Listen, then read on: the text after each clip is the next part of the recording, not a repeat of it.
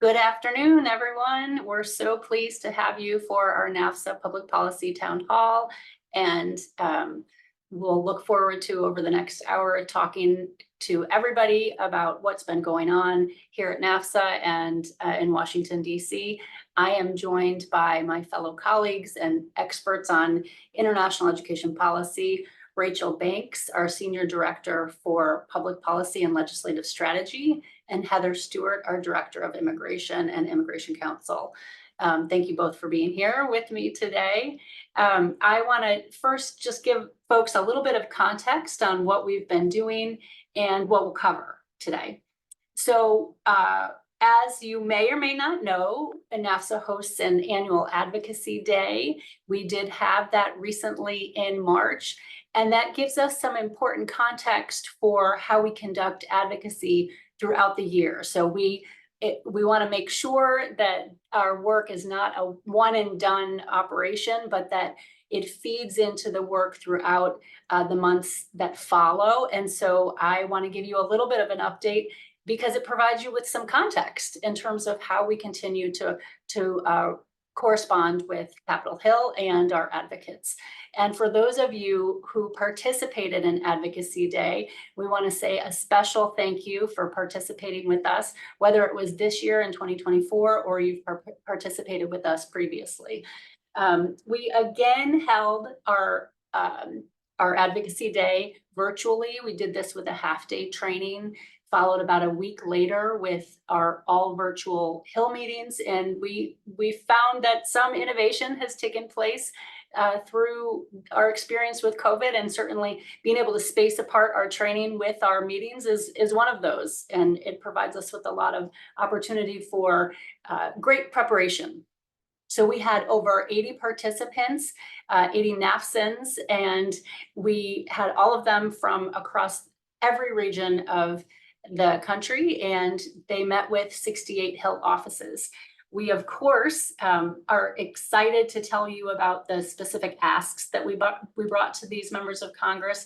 It makes perfect sense that during this time of year, we would talk about the annual appropriation cycle. So we, of course, did that. We talked about established international education programs and asked for at least level funding for those programs. We asked for co-sponsorship of two important bills that my colleagues will talk about more specifically. I'll let you know what they are by name only, the Keep STEM Talent Act and the Senator Paul Simon Study Abroad Program Act. And I would be remiss if I didn't share with you that we have a new Advocate of the Year for 2024, and that is Chimmen Lee Metzler. And we're so proud of her advocacy and work and excited to be able to share that news with you today. So thank you so much for your work, Chimmen, and congratulations. So as I mentioned, we have a lot of work that happens year round. We're really excited that the successes that came from Advocacy Day, and in fact, I can reference a couple. We had specific individuals in Senate offices commit to co-sponsor the Simon bill. And we also had our existing champions tell us that they would specifically request continued funding for the Ideas Grant program. So those are great outcomes. So some of that, though, we want to have continue with additional offices, and we have some pretty important goals established there. So what I'm going to show you next is an additional slide on the 118th Congress and how that compares to other Congresses. And what you're going to see here is that there is, this is not a productive Congress. In fact, it is often referred to as one of the least, if not the least productive Congress. And that is cataloged in terms of passing bills that are then sent to the president and signed by the president, so enacted. And you'll see it's important to note that there's a distinction between the first year of the Congress and the second year. So what you see here is just the first year of the 118th Congress. And then, of course, 2024 is the second year of the 118th Congress. So I'd love to just jump right into our conversation with our panelists and take a look at this and ask them to respond to this chart. I think it's great to have these context-setting conversations. Heather, can you give me a sense of how you feel that this is, in how you're experiencing this in reality? Are you expecting to see the 118th Congress continue to be really unproductive? I hate to say it, but yes, I do see it continuing, though there will be limited opportunities for bills to pass. Every year, there are a few must-pass bills. For example, the National Defense Authorization Act, often called NDAA, and the annual budget. And so those provide opportunities to advocate for provisions that are important to international students and international education. And we will continue to use each opportunity to do so. And one example that you mentioned earlier was the Keep STEM Talent Act that has been introduced in the House and the Senate. And that bill creates a path to green card status and expands dual intent to include master's and higher U.S. STEM degree graduates, and it exempts them from the annual green card caps. And so that is a bill that we will continue to advocate for, and we must keep advocating so we are ready when there's an opportunity that presents itself, and we must have those relationships with Hill staffers and be ready to show support if provisions that benefits international education do make it into any of those must-pass bills. Rachel, do you have anything to add? Yeah, I mean, I would just simply echo, Heather, what you said, that, the expectations are not high to see a lot of productivity with this Congress, but that's not to say that there aren't opportunities. And I would also highlight, our other Advocacy Day ask focused on the Senator Paul Simon Study Abroad Program Act, which, as some of you hopefully are very familiar with, the legislation would seek to codify or put into law an existing grant program that the State Department manages at the Bureau of Education and Cultural Affairs called the Increase and Diversify Education Abroad for U.S. Students Grant Program, and then also move to rename the program after the late Senator Paul Simon, who was a huge champion for expanding access to study abroad. The bill would also not only funnel additional funds to schools to help build up more robust study abroad program activities, it would therefore help to grow access to these programs in terms of diversifying participation, as well as helping to diversify destination for study abroad opportunities. Right now, we see, about 60 to 70% of study abroad is in Europe. And so this program would help to sort of, spread out the participation to more regions of the world. So as part of advocacy for that bill, Jill noted that we had learned during Advocacy Day that there were already senators who were keen, interested to co-sponsor the bill. In fact, had expressed their desire already to Senator Durbin's office. But Senator Durbin and Senator Wicker, who are the lead co-sponsors, are taking what's called a Noah's Ark approach to adding co-sponsors. So with every Democrat, they want to add a Republican. And so that's why, if some of you have been receiving advocacy messages related to Simon focusing on Republican offices, that is why we're really trying to get, an additional Republican or two to jump on the bill so that we can sort of unlock the door to let some additional Democratic co-sponsors on. We are looking to, as there are opportunities ahead, to move legislation and focusing on the must-pass bills. Heather mentioned NDAA. That is often a popular vehicle for other bills that may not move on their own. They find a way to get attached. So we are working, having conversations with Armed Services Committee staff about what are the possibilities for folding something like the Simon bill into an NDAA bill, either this year or in the future. And the same with conversations with the Foreign Relations Committee in the Senate to talk through what are the other avenues of possibility. So there are possibilities.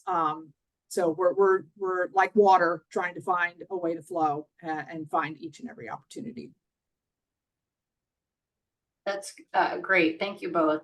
So I think our viewers can see on this chart that the specific number of bills is, referenced on the left side of the chart, and the top line probably is just under 300 or over 300 for most of these sessions, or the Congresses rather. Rachel, do you have a specific prediction that you could share with our audience members on what we might see? Well, hard. You always hate to predict with Congress, but I feel like, at the trend that we're going, I don't even think Congress might hit a 200 mark with this Congress. I mean, that small little bar represents about 35 bills passed last year alone. And granted, you look at the prior years and the hashed marked section of each bar is smaller relative to the rest of the bar, meaning that there's a lot more productivity in the second year of a Congress versus the first year of a Congress. But, I'm not really sure that we're going to see the productivity really pick up this year. I mean, the productivity has already been hampered, especially in the House side. They've had to go through 2 speaker votes. But even before that, productivity was really low. You can see on the chart, very few bills actually made it across the finish line. I will, and then adding to it the tight majorities in both chambers, House and Senate, very tight. And so that requires a lot of compromise, which that has been, a bit challenging to achieve. So I would say, so far this year, we've seen the funding bill for fiscal year 2024 go through, foreign aid package, and then most recently the Foreign Intelligence Surveillance Act reauthorization was able to pass both chambers and sign into law. Granted, these are all must pass, need to pass bills, which helped move them along. But I think ultimately we could see a record low number of bills by the end of this Congress. Okay, so low expectations.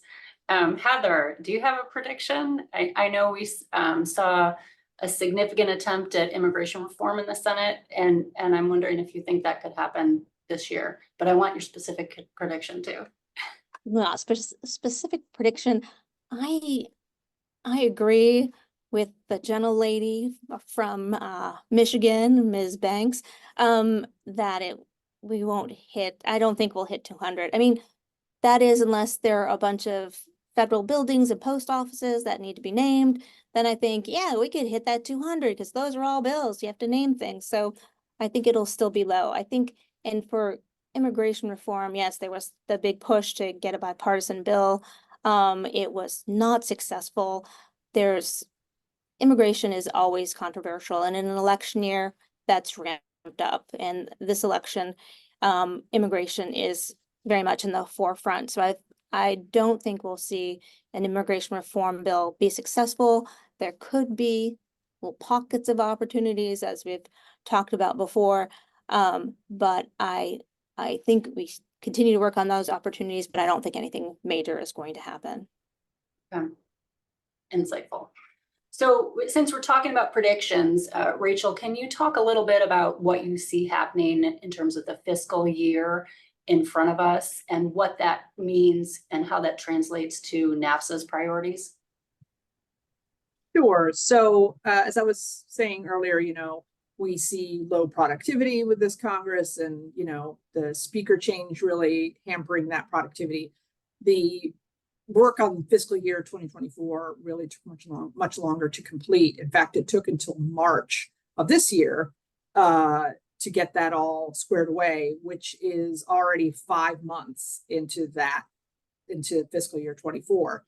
And so this obviously pushed back work in Congress focusing on the next fiscal year, which that's only 5 months away now, October 1st. We also have a new House Appropriations Committee chair. Congresswoman Kay Granger of Texas made the decision to step down after the fiscal 24 appropriations bill got through because she is planning to retire at the end of this year. And she felt that this was a time to hand the reins over to a new chair to carry through the fiscal year 2025 work. And so that's going to be Representative Tom Cole of Oklahoma. He is a been in Congress a while and is a steady hand. And so he has stepped in, and the work has moved forward in earnest to collect member requests by the two appropriations committees in each chamber. And federal agencies have already started to testify before the appropriations committee, outlining their desires for fiscal year 2025 funding.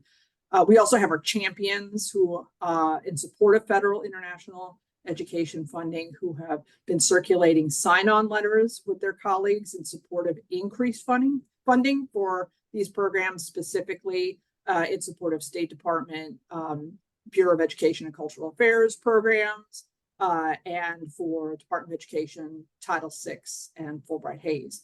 We also have a champion circulating a letter in support specifically of $5 million in funding to go specifically to the IDEAS grant program, which is great.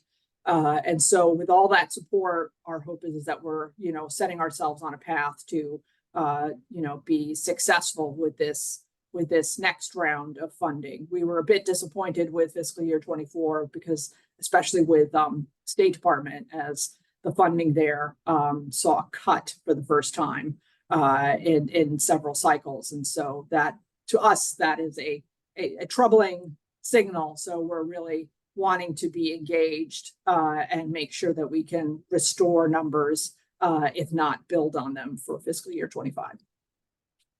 So you referenced that this is an election year. How do you see that playing out and interacting with the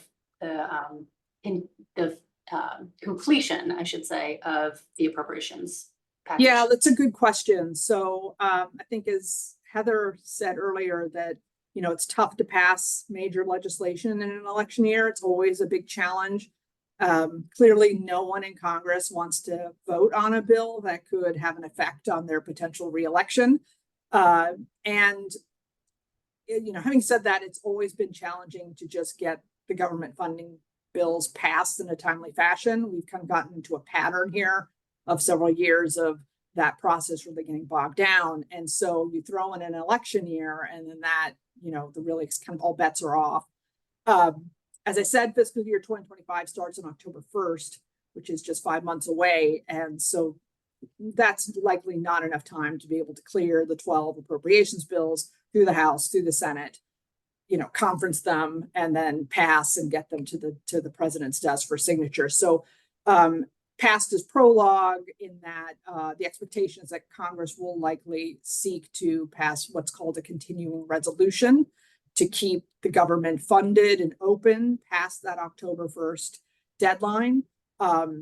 Then Congress will likely, at the end of September, take recess so that, especially for the House members, they can go back and then campaign for the election in November. And then the Congress will come back after the election to deal with the final funding bill.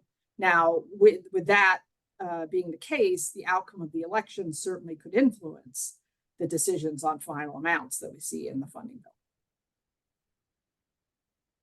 So Heather, with all of this optimism, I want to make sure that our advocates have a clear idea of how their interactions with Congress are meaningful or not meaningful. I mean, if we don't think anything is going to get done, why does it matter if we're communicating with them at all this year?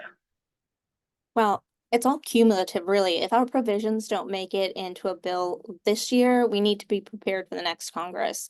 It's about planting the seed for the next opportunity. You may have read about the large number of retirements that are happening, but the reality is that most of the members of Congress will be returning. And the staffers that we work with now will likely work with again. There might be some moving around. Sorry, I'm so sorry. There might be some moving around, but the relationships that we build now are important for our successes in the future. Rachel, is there anything that you want to add in terms of the Simon bill? I know, I guess I view that as a little bit different in terms of maybe a possible outlier if we're successful. Oh, I mean, yeah, definitely. I mean, what's going for it is that it's basically trying to firm up an existing program. It's not trying to create anything new. The program is already being run by the State Department. It's just about giving it some guardrails and some firmament, and it's giving Congress the opportunity to put its own stamp on the program. I mean, we're so appreciative that the State Department has, you know, thought to start this kind of innovative grant program to help, you know, entice colleges and universities to think creatively about how to grow and diversify study abroad participation. So it's a way to sort of be able to help, you know, cement it and then give it a way to be able to continue to grow. Right now, because it's not codified, it's not in law, it's a bit more vulnerable than, say, a Fulbright program or a Gilman program is, which are both codified. They're in the law. So that means that to shut down those programs, Congress would have to pass a bill to shut down those programs. So basically, that's what we're trying to do here, is to give the IDEAS program, what would become the Simon program, a chance to get, you know, cemented. So yeah, feeling optimistic that we have some channels to see it across the finish line. And so it's about, you know, keeping our eye on that and making it happen. Great. Yeah, important to recognize the vulnerability of that program.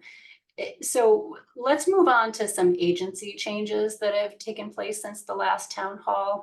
I think we're going to show our viewers another slide at this point and give them an opportunity to read some of the text here. But I think we'll highlight what I think are the two most important items that have happened since we last convened.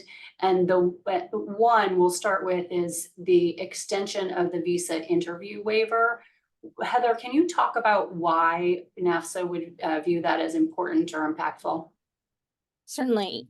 We know how devastating it can be if an international student, scholar, researcher, and others cannot get a visa appointment, a visa interview, or a visa issued in time to arrive on campus.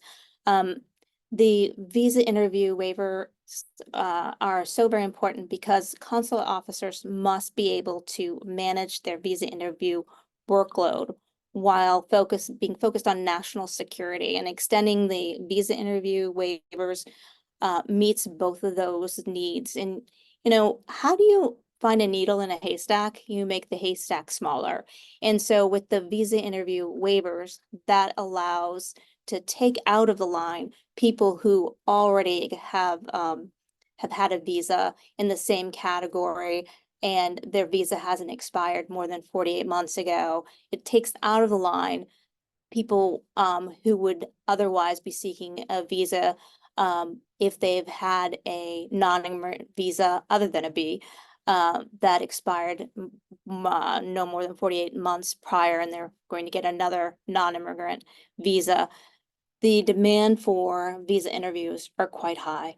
And so when you can get waivers that are continued, maintained, it makes it far easier for the Department of State to do their job, and makes it easier for international students, scholars, and others to be able to get the visa appointments that they need.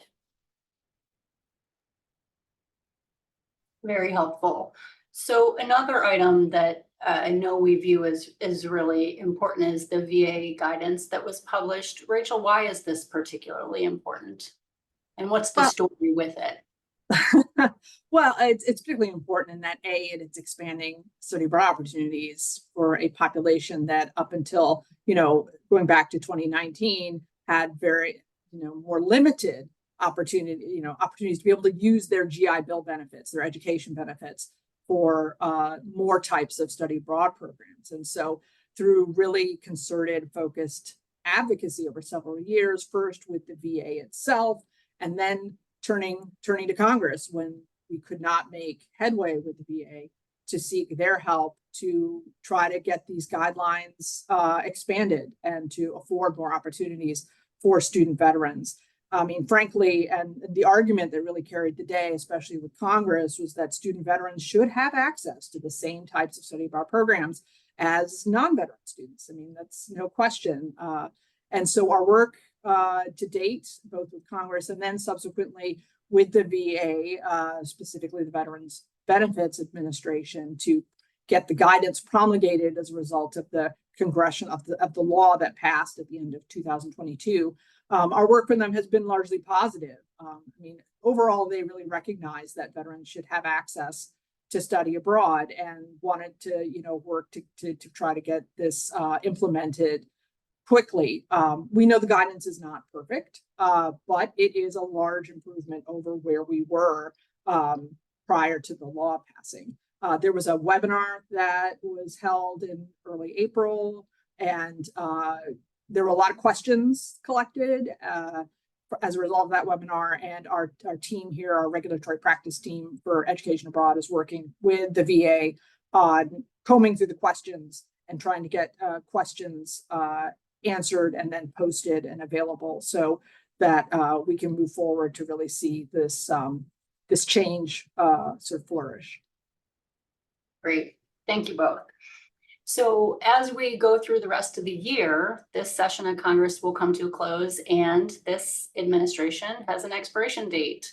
So Rachel, can you talk about what that will mean for the likelihood of new regulations, and what about regulations that are already in the pipeline? Will you have any insight on that as well?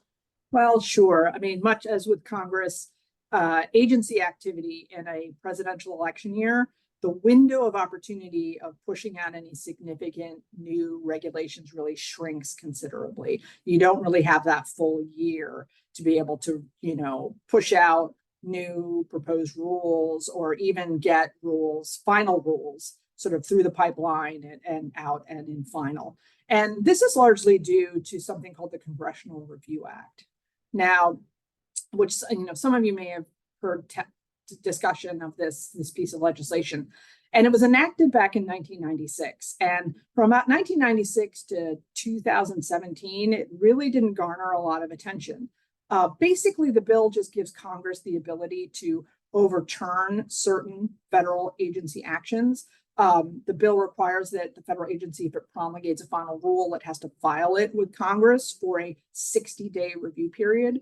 And the large thing is when you've got a current administration, and the current Congress, wants to try to overturn it, the likelihood of that happening is almost zero, because the current sitting president is not going to sign something into law that overturns a regulation that his own agency has promulgated. So up until that point, it hasn't. But it really garnered a lot of attention in 2017, because then you had a change in administration and a change in Congress, and a Congress that was very active and wanting to leverage the ability to overturn. And the key aspect of the law is that it grants a look back window to the next Congress and administration to overturn regulations that were issued within the last 60 days of the prior legislative session.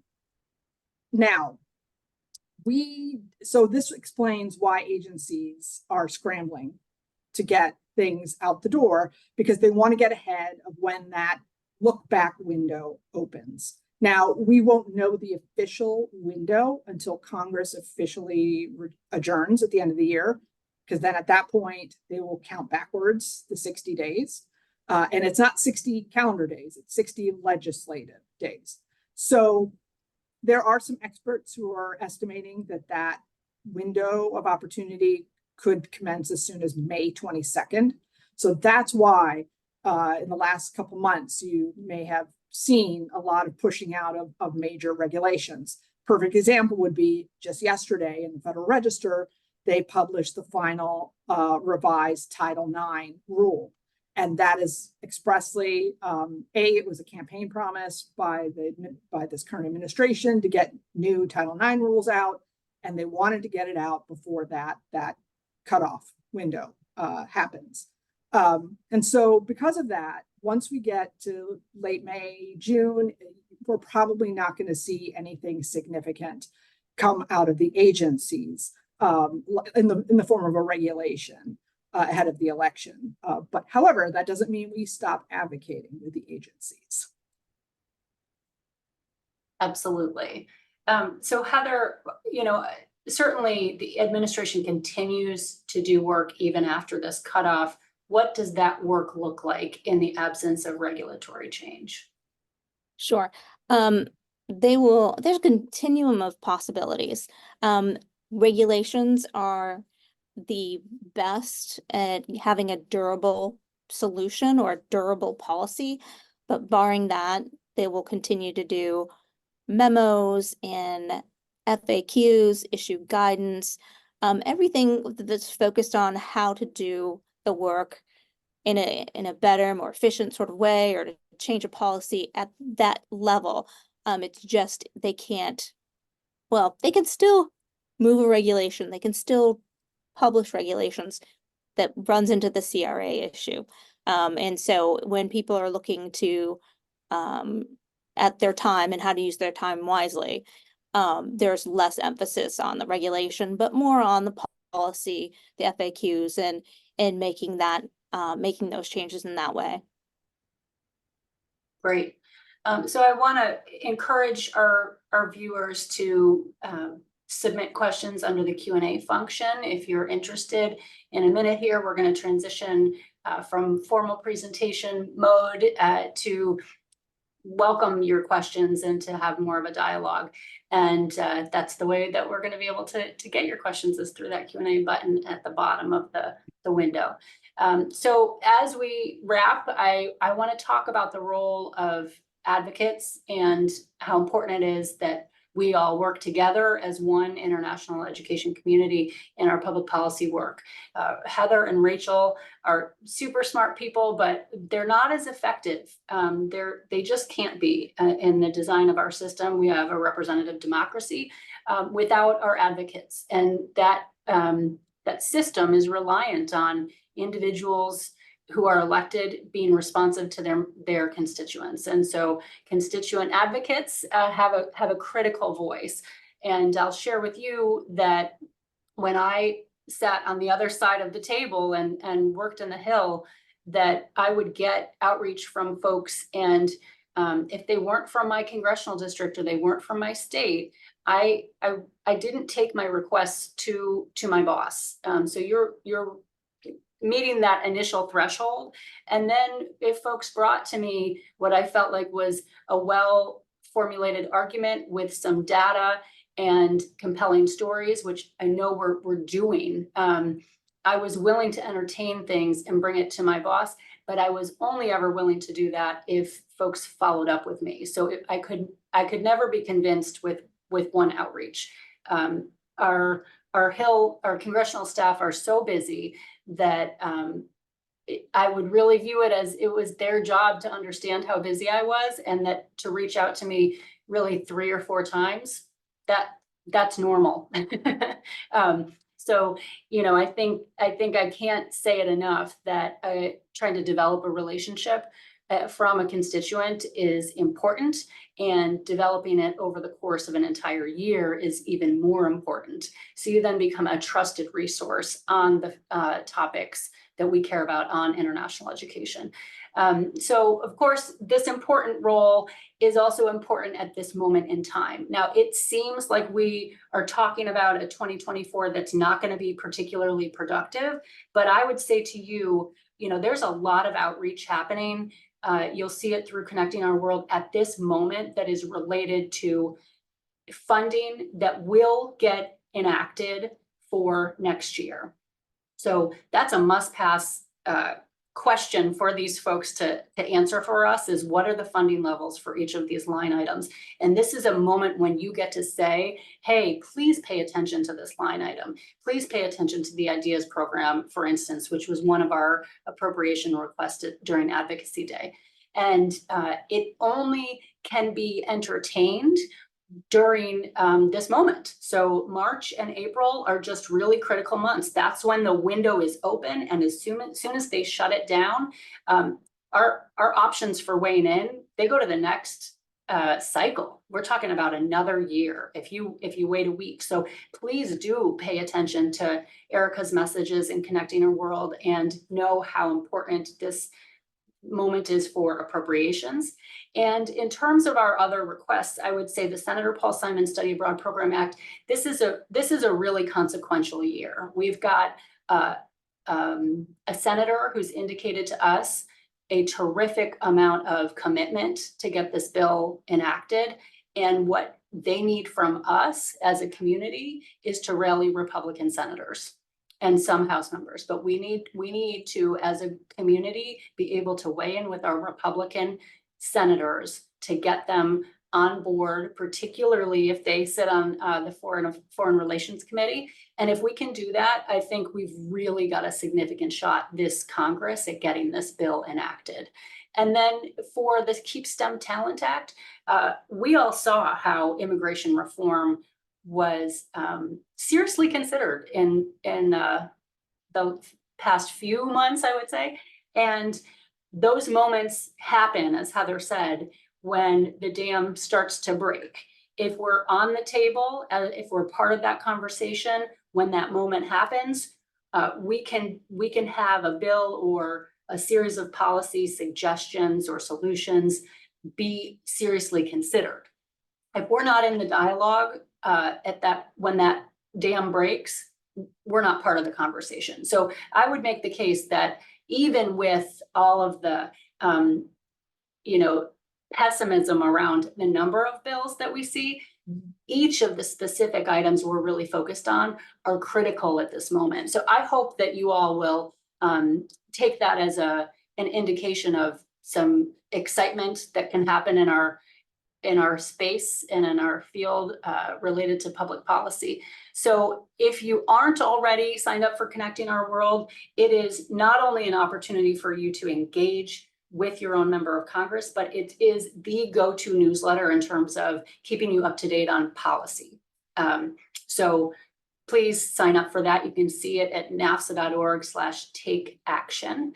And I hope you'll continue to advocate on your campuses, hopefully connecting with your federal relations officer if you have one. And we are going to be doing more and more to try to support you in both your year-round advocacy, but your advocacy within your campus and with your federal relations officer. So finally, you will hear from us, as we often do in a run-up to an election, about how to make sure that you and your students are prepared to vote. And so that will be providing individuals with or offices with access to information around registering to vote, whether or not you are in the US or studying abroad. And of course, we view it as our role to make sure that those who are abroad have those extra tools to be able to do that. So I'm happy now to transition to questions and want to say thank you so much for your continued advocacy and your engagement on these issues. And thank you to Rachel and to Heather. So I think we do have one question as we transition into this part of our town hall. And that is, can you explain how the change was made to expand the exemption from the USCIS asylum fee from the limited IRS distinction to the broader higher ed exemption? So I'm going to give that one to Heather. Thank you. That was very interesting because it took advocacy from many different organizations and collaboration to have that change occur. USCIS, when they issued the rule, their intention was to include all of higher education. They used the shorthand of the IRS designation, 501c3, because they're not experts in higher education, they're experts in immigration. And often the 501c3 designation is used as a shorthand. You're a nonprofit, here you go.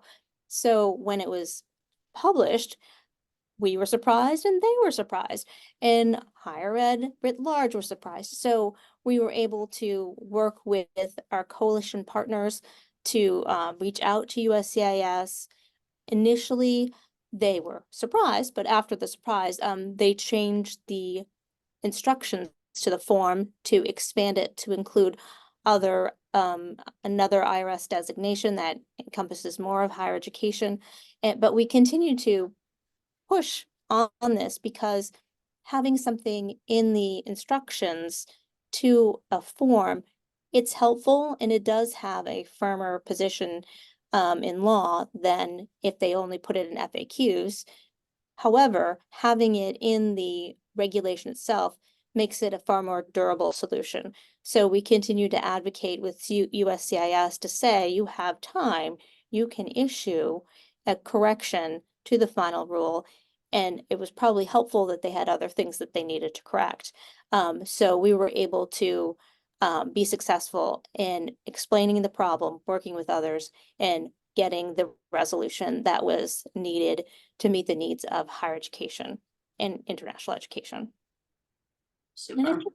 think, I think that's something I don't think we touched on much is the collaboration that we do with other organizations and working in coalitions that are very well formed, and they lasted for many, many years, newer coalitions, and just collaboration with our colleagues, with not having a firm commitment around days and times to meet, but it's a very collaborative effort here in DC.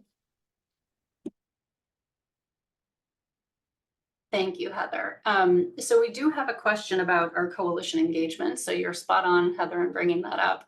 I'll take a moment to let folks know, if you don't already, that we, NAFSA and others, were a part of launching a new coalition called the US for Success Coalition. And we're thrilled to be a part of it. It's an effort to engage not only with our federal officials, both the administration and congressional electeds, but also with those of you out in the field. And it's really a kind of two-pronged effort to push for increasing and diversifying international students in the United States. It's something that we've advocated for a long time through our work on a national strategy. And I'll certainly ask Rachel if she wants to chime in on that. She's got a long history of working on that. We're only going to do it better and more effectively with our allies. It's very hard for us to be effective just with one organization. And so this is bringing a lot more power to the conversation and a lot more voices to the conversation. And so we'll continue to talk and share with you some successes that would come out of our engagement with those federal electeds. But a piece of this that's also important is that we want to, as a coalition, engage with folks at higher ed, almost as a way to engage, but also to advance our goals related to increasing and diversifying international students and their success on campuses and in the United States, by virtue of more of a ground up effort. So if we can go campus by campus and commit to new goals in each of those campuses, then we'll be able to advance our goals from the outside in and through engagement with government at the same time. And that really is something that I think works very well in the United States, because we know we have a decentralized system in terms of higher education. So I think the work we're doing in that coalition is really important, and we are prioritizing it significantly within NAFSA, and grateful to our colleagues who stand with us on the steering committee and the membership more broadly. So I think we've got another question here. Let's see, pardon me.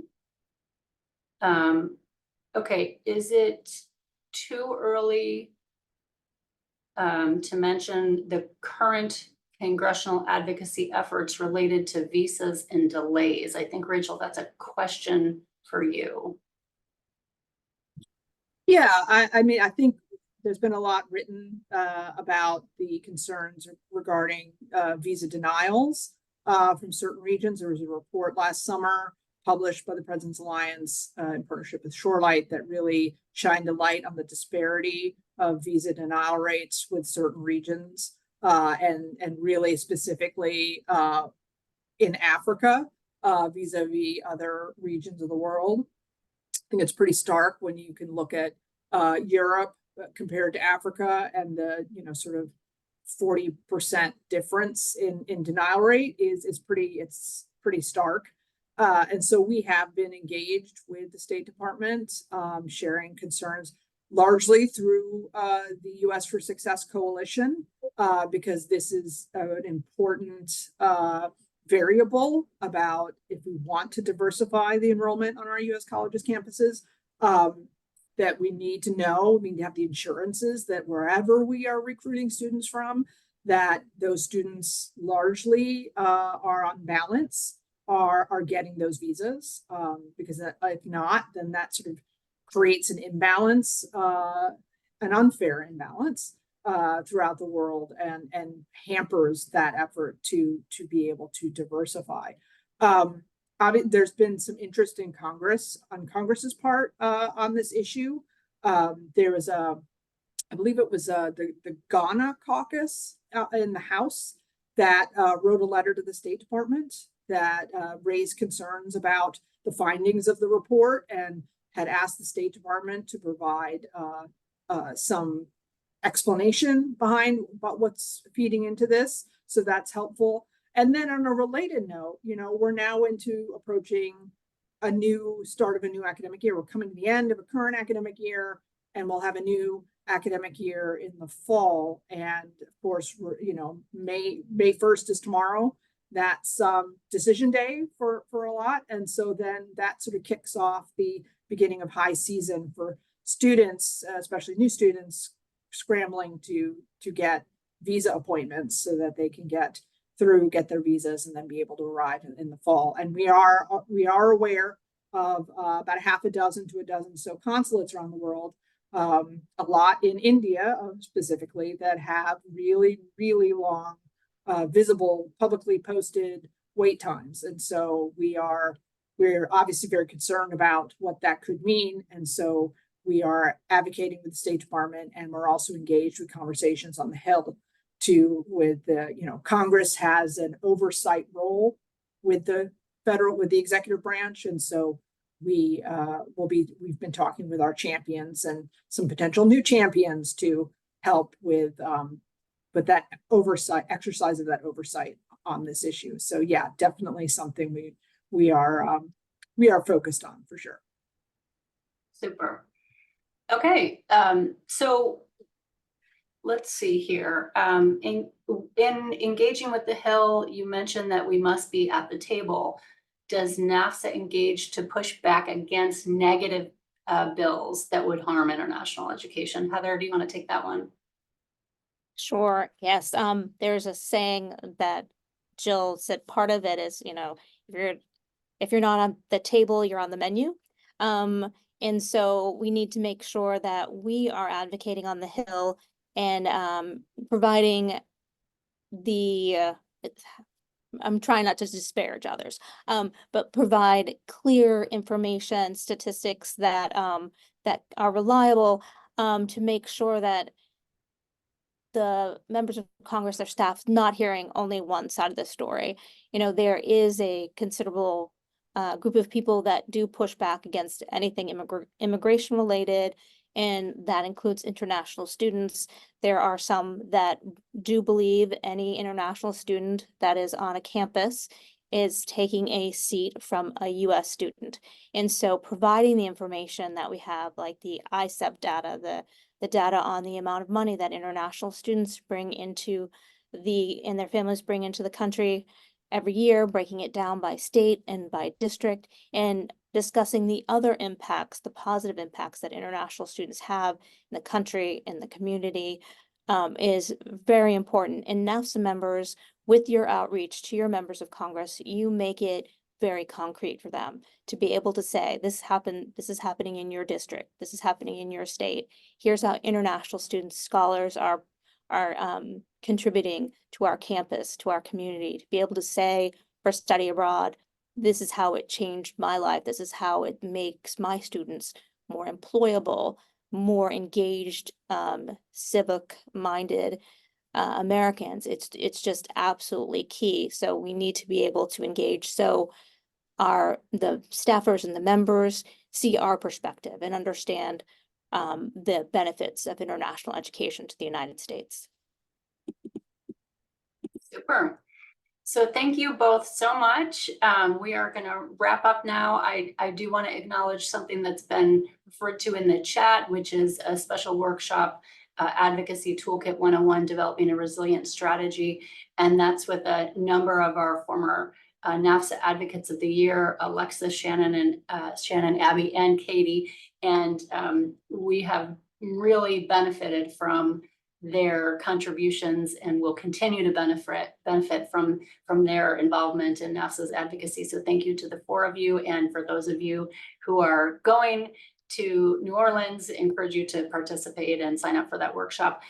You'll also see Rachel at her annual View from Washington session at our annual conference. And I believe, Rachel, that's on Friday of our annual conference week. She always provides a really robust download of what's happened over the entire year, and gets pretty in the weeds and does that with the Alliance in coalition, as we have just been talking about. So thank you all for joining us. We're really excited to continue our advocacy partnership, and we'll see you offline.